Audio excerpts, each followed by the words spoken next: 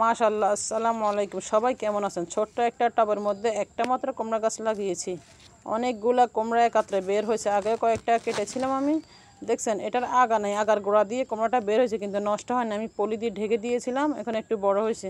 প্রত্যেকটা পলির ভিতরে ভিতরে কুমড়া আছে। পলি দিয়ে ঢেকে দিলাম এই জন্য যে যাতে পোকা মাকড় ডিম না ফাটতে পারে, কুমড়া নষ্ট না হয়। পলি দিয়ে ঢেকে দিলে দুই একটা নষ্ট হয়, বাকিগুলো টিকে আলহামদুলিল্লাহ। এদিকেও আছে একটা বেগুন গাছের উপর কুমড়া গাছটা তুলে দিয়েছিলাম, মাছ হাওয়া দিই নাই, কোনো খরচ নাই, কিচ্ছু নাই। গাছটাও আমি কিনে নিই, একজনে বীজ দিয়েছিল, সেই বীজটাই লাগিয়েছি। গাছটার মধ্যে 8-10টা বেগুন আছে।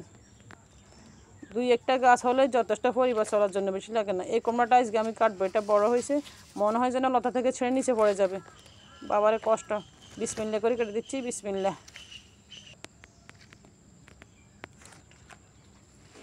বড় একটা পাক ছিল, সেটা কেটে ঘরে রেখেছি। এটা আমার এক তরকারি হয়ে যাবে। কুমড়ার একবারে লোমগুলো হাতে লাগলে চুলকায়। এটার ভিতরেও আছে। যেগুলো একটু বড় হয়েছে সেগুলোর পলি সরিয়ে দিব, আলো বাতাস লাগবে, বড় হবে। আর যেগুলো এখনও ছোট, খোসা শক্ত হয় নাই, সেগুলো পলির ভিতরে রাখবো। দেখছেন মাশাল্লাহ।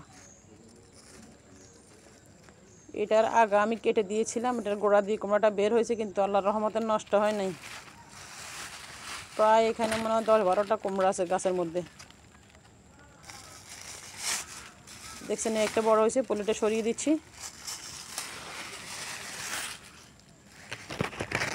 এখান দিয়ে একটা আছে, এটা পলি সরিয়ে দিব।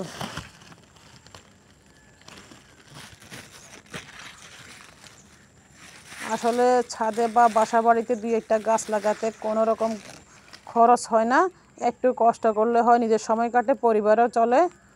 দেখছেন এখান দিয়ে দুইটা, এখানে একটা আছে। দেখছেন কত ছোট টবের মধ্যে কত মোটা একটা গাছ হয়েছে, আলহামদুলিল্লাহ মাশাল্লাহ। মাটিগুলো আমি খুঁচিয়ে দিব, যে কোনো জৈব সার দিব না। টব ভর্তি হয়ে গেছে, টব ছোট, মাটিগুলো আমি উল্টিয়ে দিচ্ছি। ভেজা আছে, পানি দেওয়ার দরকার নেই।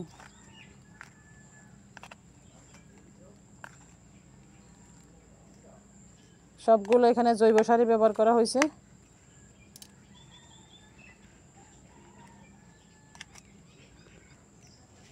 এদিকে আমার ধুন্দুল গাছ আছে, এখানেও একটা কুমড়া আছে পলির ভিতরে, এটা পলি সরাবো না। এটা চোরে খেয়েছে, শাক খেতে মন চাইছিল জেনে চোরে খাইছে। এদিকে আমার ধুন্দুল গাছ আছে, কালকে ধুন্দুল গাছের অনেক পরিচর্যা করছি, কিছু ধুন্দুল কেটে নিয়েছে, পাতাগুলো সব ছাটিয়ে দিয়েছে। বিনা বেতনে কাজ করতেছে মৌমাছি, দেখেন প্রজাপতি। সবাই ভালো থাকবেন, আল্লাহ হাফেজ।